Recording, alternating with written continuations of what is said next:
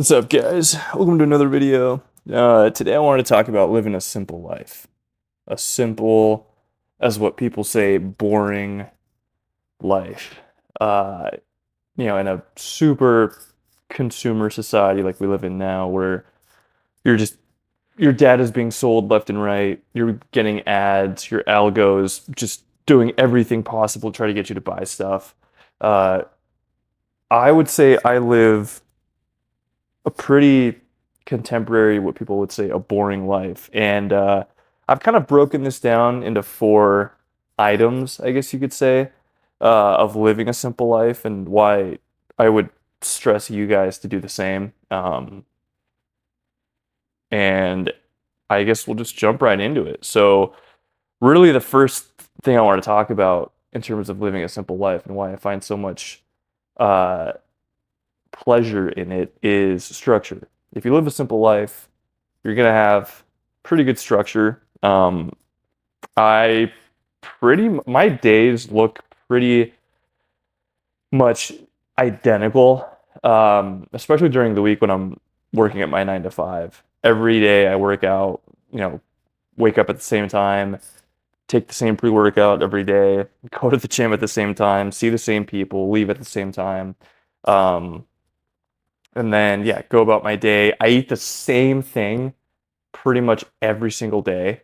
So, well, I mean, I'll tell you guys right now, like I eat the exact same thing. I have like 6 eggs in the morning, a little bit of cheese, hot sauce, and that's pretty much it for my breakfast. I try to keep the carbs low, and then my lunch and dinner every day is always the same. It's meal prepped, ground beef or bison, or elk.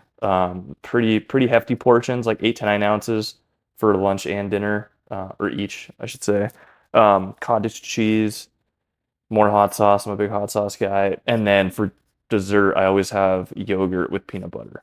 Um, that's a pretty good caloric intake too for how much I lift. So that's probably altogether, I mean, those are pretty hefty meals. So I'm probably right around like 2,700 calories a day. So it's a good amount, probably a little bit closer to 3K. But yeah, like I said, I mean, I know what goes into my body. I feel great. I don't have any. I think really the main takeaway that I want you guys to get out of for this video as we kind of go through these next couple talking points is you really want to remove any variables in your day to day. Stuff that's going to potentially give you brain fog, just make you super lethargic. And that's obviously everything that we know, right? Like super high carb meals, eating out, stuff that's just completely infested with seed oils. So trying to minimize all that stuff is really important. And I'll probably go into a food video in the future. But yeah, so having really good structure is so important. And don't feel any FOMO or don't feel shame if you're doing the exact same thing every day. Having structure and discipline go hand in hand, and that's really kind of at the foundational level of living a good, honest, simple life. And I would say the second thing that's important about living a simple life is focusing on minimalism. So, uh, not living an extravagant life, not spending outrageous amounts of money on designer clothes or on vacations. Um, and I would say this kind of goes also kind of in line with not doing things um, as knee-jerk reactions and not making impulse purchases, which I think is really, really bad. I know a lot of people take out loans and specifically buy like brand new cars that they really can't afford. So I think kind of living below your means has a lot to do with being a minimalist, but there's just certain things that you just realize over time you just don't need. And this is why I wanted to start with having a very strict structure and regimen because everything that you do every single day, you're going to realize what's actually important to you and what you actually end up using and what you don't. So like for example, I've had a foam roller for as long as I can remember. I'm looking at it right now. You know, it's got some tears in it, but I've used that thing for like 6, 7 years and it's never failed me. And I decided to splurge on a Theragun and I literally barely used the Theragun. I probably used the foam roller uh couple times a week, if not almost every day. And the Theragun I maybe use like, I don't know, 2 to 3 times a month, if that. Sometimes I'll go a couple months without using it. So again, that I probably could have done without, and I spent a good amount of money on that. I spent like 350 bucks, I think, on it. So again, there's just certain things that you kind of will realize over time that are just total wants and not needs. Like obviously a foam roller is super cheap. You could buy one at freaking Marshalls for like 15 bucks, and that's going to go a long way. And again, that's still the thing that I rely on to get the knots out after heavy lifts instead of the Theragun. So this could tie into so many other things. People buying Nespressos and barely using them. People splurging on just eating out continuously instead of taking the time to meal prep. Like there's just a lot of stuff that goes into just overspending, and not really taking the time to really figure out like, okay, what's important? What do I spend? Uh, what will give me a lot of use in terms of just your return on investment, right? So I'll give you guys another example. I had a pretty loud neighbor, and what I ended up doing was I bought a white noise maker, kind of like what they use for like babies that are trying to sleep. So it's just like a constant kind of like blaring, like whoosh sound. And again, spent probably like 15 bucks on it on Amazon, and I use it literally every night. So at by this point, I've used it, I mean, even during naps. So I probably have like 200 uses out of it. 15, and you divide that by 15 for how much I spent on it. Um, that's a damn good investment. You know what I mean? So it's like stuff like that you'll really start to hone in on stuff that's important, or like good luggage. There's just certain things that you can splurge on that's worth doing. Good tires on your car, right? Good shoes. I mean, you only have one back, so you need to protect your body as best as you can. So again, I think having good structure, and then number two, focusing on minimalism, and really what ties into number three, which I like to call cutting the fat. So cutting the fat is super important for living a simple life. And what I mean by that is primarily, just like I mentioned before, of eating out. I know a lot of friends that always do happy hours like every other day. Even then, it's such a waste of money. Especially these days. I mean, people are charging 20 bucks for a freaking cocktail in the city. It's just insane. Um, so I think like, and it's fine to have a cheat day, or a cheat meal out of the week. That's perfectly fine. Treat yourself, but everything in moderation. That's what my dad always used to say. Everything it's good as long as it's in moderation. So the other big thing is subscriptions. So I I can't believe what's been happening with people that have like they have a Paramount subscription, they have a Hulu subscription, an Amazon subscription, an Apple Music like it's never ending. And I mean, I'll be straight up with you guys. Like, I've always just kind of loved basketball growing up. Played it my whole life, and so I just naturally kind of gravitated towards the NBA.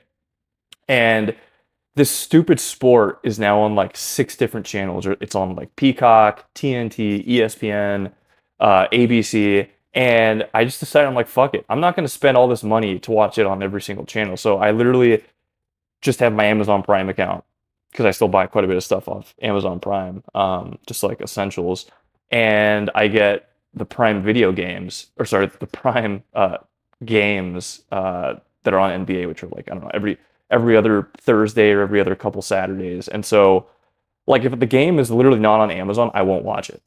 I'm not gonna fucking pay. Sorry, I didn't mean to curse. I'm not gonna pay like 10.99 or 11.99 on a Hulu subscription just to watch a game, a random Warriors and Lakers game. Like, it's just so silly.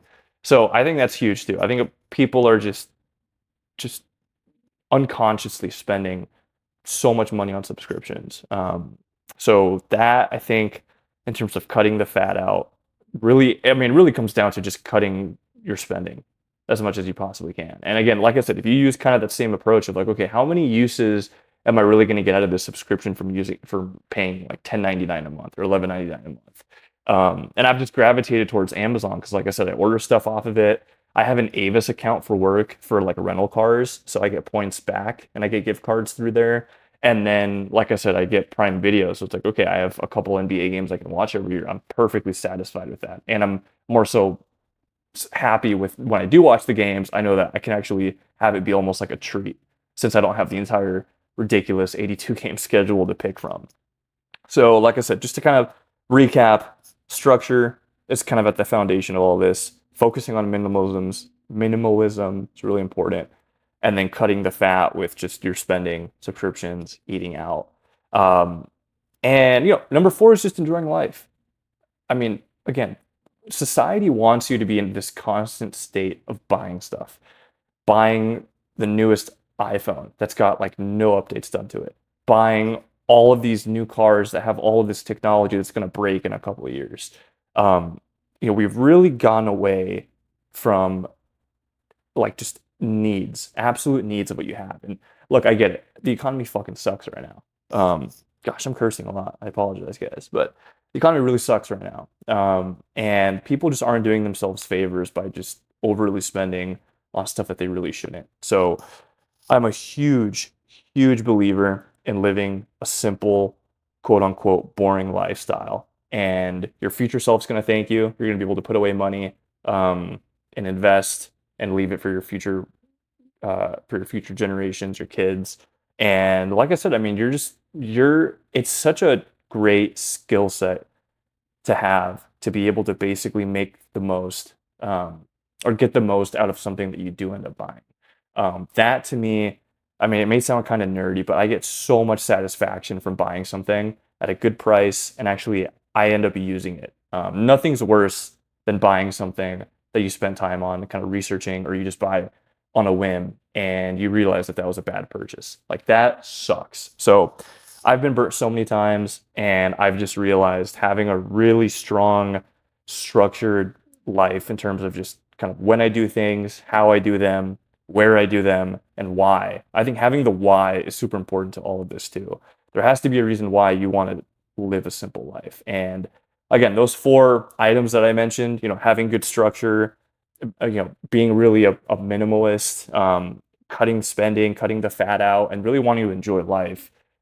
You really don't have to spend a ton of money to do that. And I guarantee if you guys try this for a couple of weeks, you guys will feel a lot better of just sitting down, writing out what your regular routine is, whether it be at work or during weekends, and really trying to find a good common ground and also figuring out what foods are good for you.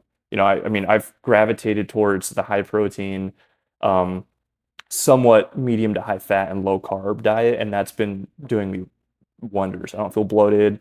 I feel great. I get good sleep. So I think experimenting and really this video is more on just on living below your means. And I think that kind of goes hand in hand with living a simple life because, like I said, we're getting bombarded by commercials. Our algorithms are always trying to get us to buy stuff, and putting a stop to that is obviously super important. Your future self's gonna thank you. Your current self's gonna thank you, and you're gonna get yourself out of any really ugly situations that have to do with money as well. So, yeah, got a little bit of a rant, a little bit of a kind of how-to that I've really am passionate about. But I'll probably make a separate video in the future, just kind of going a little bit more into kind of diet and my workout split too. But anyways, thanks for watching, you guys. We'll see you next time. Bye.